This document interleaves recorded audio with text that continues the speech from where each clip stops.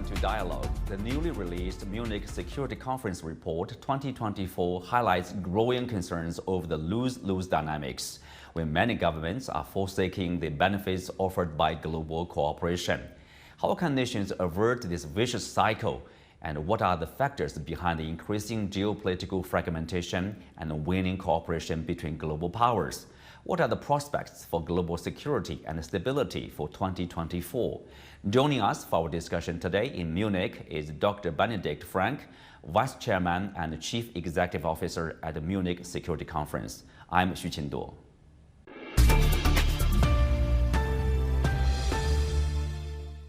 Dr. Franke, welcome to Dialogue. So I will start with the report of the Munich Security Conference about the concern of a lose-lose scenario. Can you tell us what are the factors behind such a concern?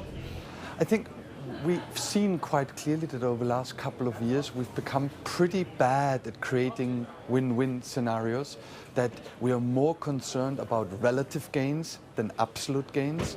At the beginning of the United Nations, it was all about the absolute benefits of global cooperation, that overall we were better off. And now in the last couple of years, for a number of factors, we've seen that it is, are we gaining more than the other, or are we at least losing less than the other? And we believe there is a very strong case to be made to re-expand the pie, to make sure that we have more to give to everyone, and that there is a sort of shared prosperity strategy. Yeah, shared prosperity, a bigger pie. That's the direction, the conference point out for the global community. But what are the suggestions? We read from the report like-minded countries should, get a closer cooperation. Does that mean less cooperation with countries with a different political system? See, that's exactly the case of a relative zero-sum thinking. So we believe by cooperating more with third parties, you don't necessarily have to cooperate less with the people you already cooperate with. I think what we have to do is strike a very difficult balance between de-escalation, between deconflicting, between re-expanding on the one side, and on the other side, communicating clearly what our values are and standing for them openly and transparently. Also, I wonder your opinions on this relationship between Germany and China, European Union with China, and of course, this part of the world, people are talking about de-risking. There's a concern from the Chinese side that will lead to like a reduction of relationship, reduction of trade and investment. Do we have a base, a bottom line, to what a degree the de-risking will go? So I think there are two things on this. The relationship between Germany and China and between the European Union and China is incredibly complex. There are great aspects to it, and there are difficult aspects to it. There is an increasing awareness within Europe, and particularly in Germany, that over-dependency on one country, no matter which one it is, and the same is true for over-dependency on, for example, the United States on technology issues, is not necessarily a good thing. And so the German economy is heavily dependent on the Chinese economy, and we are heavily dependent on your production capabilities for renewable energy resources. So there is an awareness that this over-dependency may need to be reduced, but that again doesn't necessarily mean that the overall numbers are reduced if the pie in total gets expanded. We used to talk about the interdependence. That's a good thing because bringing people together creates stability, but now we have different views on that. Yes, I think there is a very interesting aspect to that. The question is, interdependence is good if it's a mutual dependence as well. That means if both sides are wholly dependent on each other, that creates stability. But we've seen in the case of Russia that we misjudged that. They were willing to forgo the enormous financial resources by threatening to switch off gas supply to Germany. We thought that wouldn't be possible because we thought they need our money as much as we need their gas. And again, I don't think that mistake will be made again. And I always get asked, what's the most real thing about the Zeitenwende? This turn of an area that we see in German politics being more active. I think it is the realization that dependencies that change through trade only work for the benefit of all if they are mutual. And not all dependencies that you've mentioned are mutual. All right, mutual dependence is about definition there. Let's move to the security area. Of course, Security Conference, a top priority. What's your outlook for 2024 in terms of the Ukraine situation, in terms of Gaza? So, it's very easy to be gloomy about the world, and we are definitely facing very difficult situations in Ukraine, in the Middle East, in Northern Africa, and in other regions of this world. But there are also things to be optimistic about. We're seeing a much more coordinated global South that is able and willing to define its vision of the world. We see more activism in reforming and developing the international financial architecture. We see good movements out there on climate financing. So yes, I am not very optimistic about some of the conflicts, but I am optimistic that 2024 will be better than 2023. Let me make one point about elections, because everyone at the moment associates 2024 with what they call a super election. And I find the narrative has slipped in the wrong direction. Shouldn't we be absolutely thrilled that we are having the biggest election turnout in human history? Never before as many people have been called to the ballot boxes. But at the same time, we're not rejoicing in that. We're worried about some of these elections. We consider them a threat. We're scared even of the US elections. We need to change the narrative again. There is so much to be optimistic about. And even President Trump, I don't think, will mean the end of the world. Oh, for sure. This is not the end of the world. So you mean you are not worried, or you are not as concerned as other people about the prospect of having Trump back into the White House?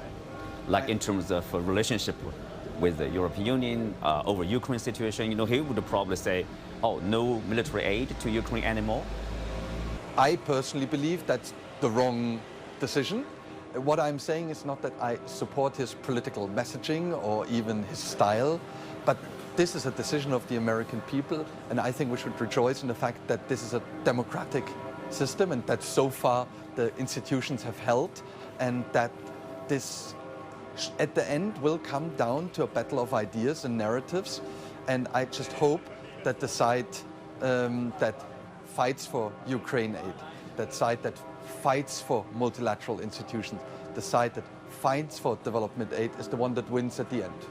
The Chinese Foreign Minister delivered a speech about the Chinese perspective about international security, and also Chinese role in international security, maintaining peace and stability. What do you make of that? I thought the speech was remarkable, and we're thrilled to have Wang Yi back in Munich. We've had the biggest Chinese delegation ever with us this time. A lot of prominent representatives of Chinese top think tanks, for example, joined us too. There were Chinese representatives in many, if not most, of the relevant side events. We actually see serious engagement with the conference and the world out there from the Chinese side. We welcome words of, trying to bring peace. We hope that facts usually speak louder than words. We believe China could do more to pressure the Russian Federation. It has shown its diplomatic prowess in the Middle East. And I very much belong to those that say the more diplomacy comes from China, the better. The more players are trying to bring peace to these conflicts, the better.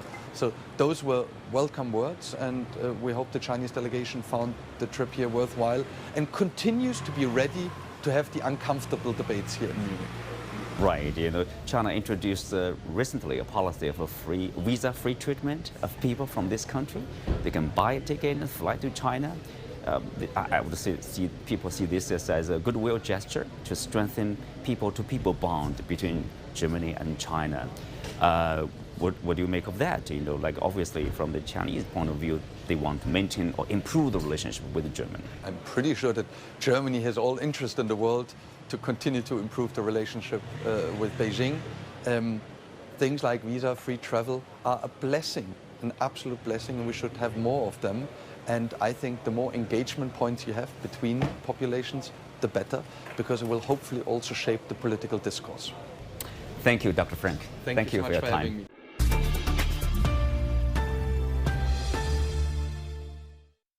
On the sidelines of the Munich Security Conference, Chinese Foreign Minister Wang Yi met with his Argentinian counterpart, Diana Mondino. Wang Yi stressed China is willing to deepen mutual trust and cooperation with Argentina, and that the two nations have always shared friendship towards each other. I spoke with the Foreign Minister Mondino during the Munich Security Conference. She said Argentina seeks to improve ties with China, and there is no need for countries to be concerned about the role of China. Minister, I have a question about Argentina's relationship with China.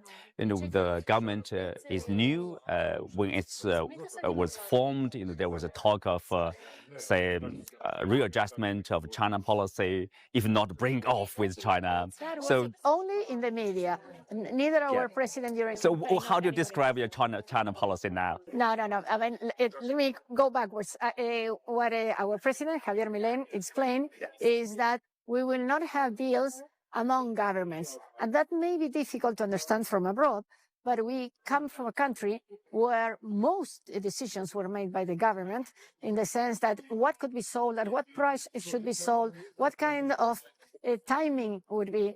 And that is what we are, as our new government, will not be doing. Private sector will do it, and they will be able to deal with whomever they want, be it in China or anywhere else. Mm-hmm. So the stress on emphasis, let's say, is on the private sector. And private sector, trade and investment between private sectors and inside the private sector. No, inside the Argentine private sector with whoever they want. It may be a government. So it's up to them. Yes, what we're saying is our government will not be imposing these decisions, and that we will have a free market. How do you characterize the role, played by the Chinese investors individually or privately, or private investors, or I don't know, maybe state-owned companies that do investment or do trade with Argentina? Argentina, as you know, we're on a security conference, and there's a lot of concern about the role of China in general, as regards critical minerals, as regards investments. We don't have that kind of concerns for a variety of reasons, and we hope we will never have them. And the situation with, again, China or any other country, because, I mean, you're Chinese, and you're asking because for the Chinese TV station, but it's going to be the same for everybody. We're going to try to have a level playing field with the same rules for everybody. Same rule for everybody. How about like the dialogues or, let's say, any planned visit to China or Chinese visit to Argentina? Oh, I would love to, as soon as possible. Actually, I do have an invitation to go to China. I have to set up. We've only been in government for 64 days now, and that's including the Sunday of the inauguration. So we are working hectically on a variety of issues, and we certainly love to go to China. And of course, anyone will be more than welcome. Yeah, and of course, what about the reforms? How is it going on? Everybody talking about the radical reform. How about the state? We are going through a set of very radical reforms as compared to what we had previously. Again, as together what we had 2 months ago, because it was a tightly regulated economy with a lot of inflation, and on top of that, because of a variety of misguided decisions, the poverty in our country has increased. I mean, you come from a country that has significantly reduced poverty. Ours has increased it. It's about 45% of people in general are poor, but 60% of our children are poor. And that was not the case 20 years ago. So we are going to try to make everything that we can to do that. And deregulation is probably one of the most important things. At the same time, we need to curb inflation. It's hard to understand from somebody listening to us, but a few weeks ago, we had 30% per month inflation. About 2 days ago, it was released. The January inflation was 20. And it was such a relief. And I mean, 20 is a good Congratulations. No, but 20 cannot be good news in any reasonable No, but it's a... compared to what it was 60 days ago. Back to this, foreign relationship, where that's your expertise and your area. I think the President Milei used to talk about, or is reportedly saying that, it has problems with Brazil, with China, the two largest trading partners of this country. No, that's not what he said. That's the way it was portrayed in the media by the other presidential candidate, who, of course, he wanted to win. That's not what he said. What he said is something about the personality of some people, not only China or Brazil, many other ones, and how he considers them, but not as regards the relationship among the private sector and the other countries. Not about the relationship between countries, between Argentina and China, between Argentina and Brazil. Formally, no. Actually, we hope to improve it, and we hope to further enhance it. We are not as worried as many other countries might be on the actually the great increase or the great significance that China has in global trade. Actually, we enjoy having a little chunk of that foreign trade that China has. Well, Argentina products are very popular. I have to say that, Yes. beef and wine and everything in China. Yes. Now we have to. It's now you are exporting commodities, wheat, soya, corn, and other things. But we have a lot of products that can. Yeah. If people want to have them, Yeah. so be it. That's I believe you earlier said that Argentina needs to boost the export to other parts of the world Yes, exports and imports. to If you don't import, to you reduce cannot this export. trade deficit issue, Yes, right? yes. So China is a large market. And China can also produce a lot of things that we actually need. For example, we need machinery, we need equipment. Many of those things may not come from China, but some inputs or some things that we need for everyday production may or not come from China. We want to open to everybody. We will buy the best quality that we can. And Openness and be equal, free, as keywords. if we don't do it that way, we will keep on having the same kind of problems we've had in the past. And why would the government decide who buys what? That has to disappear. Perfectly reasonable. And back in China, it's still the period of the Chinese New Year. Anything to say to the Chinese people? Anything to say? Well, if you want something little and red and beautiful, you can have Argentine cherries and have a happy New Year. Thank you, Minister. Thank you, Minister. Thank you for your time and insight. Thank you for speaking with us.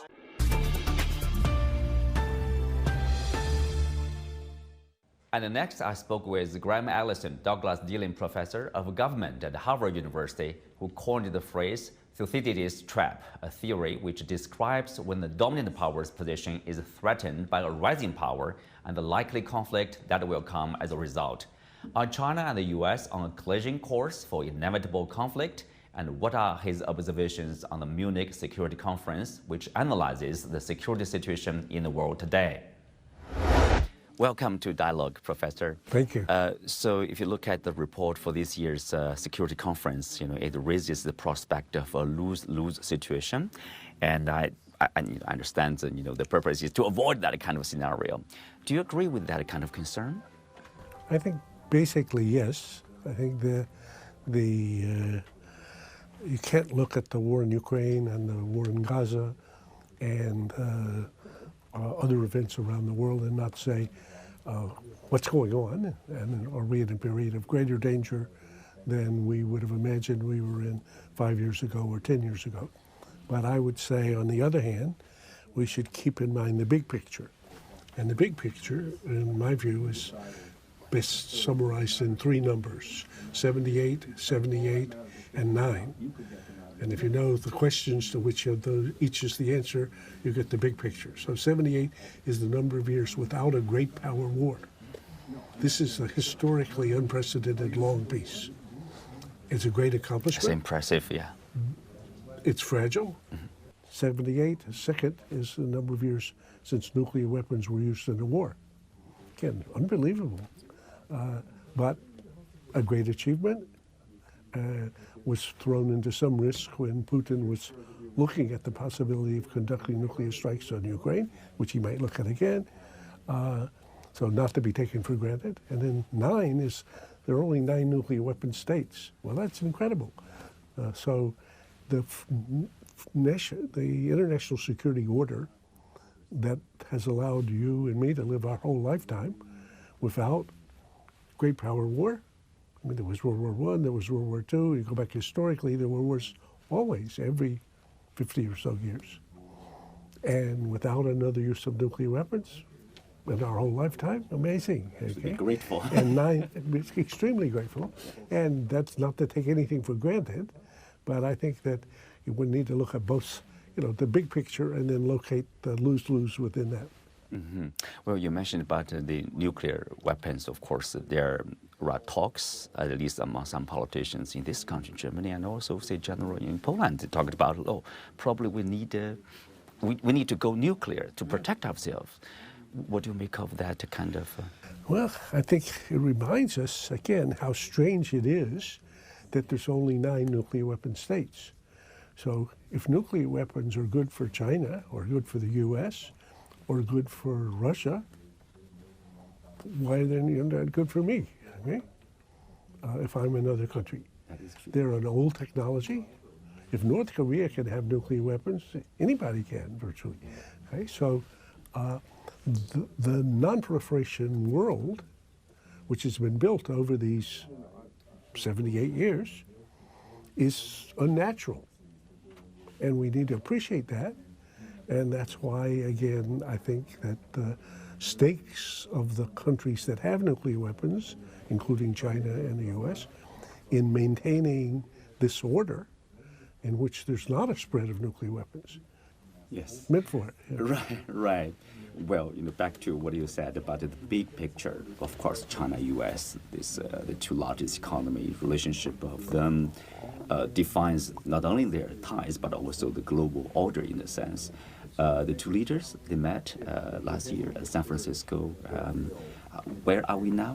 What do you make of the relationship, the current situation? I think the meeting in San Francisco and what my Chinese colleagues called the spirit of San Francisco was a big accomplishment. I think that it demonstrated that we have 2 sane leaders who each understand that war would be catastrophic for their own countries, who understand that historically misunderstandings and miscalculations and misjudgments can sometimes drag people into wars that they didn't intend, and they clearly do not intend to have a war between the U.S. and China, and they therefore that requires talking privately, candidly, very explicitly, not necessarily agreeing, but where we disagree, being clear what we disagree about, and not allowing some, misunderstandings and miscalculations to mislead us in a way. Can we say the relationship is being stabilized? I think stabilized, and particularly because it had been deteriorating so steadily, and there had been almost no floor or no base, and the question was where and how far could this go, and because the candid communication between the parties had largely, ceased. So one of the things that Xi Jinping said to Biden at the San Francisco meeting was, if you have a real issue, you can get on the phone and call me. Well, excuse me, that's exactly what you would like adults to do. So if you have a real problem and you're going to do something dramatic, at least tell me in advance, or let's see if we can work the thing out. So I think that's quite healthy, and I think it's not just words. If you look at the behavior, the working group on counter-narcotics and fentanyl is doing something and making a difference. You are very famous back around the world, I would say, in China, of course, included, for this few cities trap and your book there. So can we say we are working quite well to avoid that kind of trap? Well, unfortunately, I would like to say that, but I don't think that would be correct. I think at Davos this year, I was asked this question, so what would Thucydides say now? So I said, I suspect he would say both parties are pretty much unscripted. Each almost as if they were competing to see which could better exemplify the classic rising power or the classic ruling power, and that therefore the risk of a collision is increasing.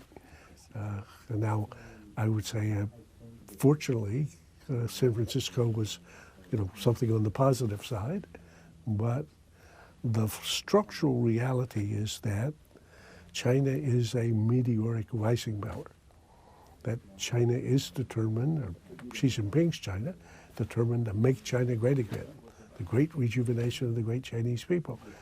Xi Jinping believes and wants and hopes that China will be restored to its normal place in the world, which in his view is at the center of the universe, the way it was before the centuries of humiliation. And if I were Chinese, I suspect I would sign up for that, okay? The U.S. believes, and American leaders believe, that in the aftermath of World War II, the U.S. played the lead role in creating an international order, a security order that's given us this 78 years, and an economic order in which countries have had the opportunity to see greater increases or to produce greater increases in their well-being of citizens in history.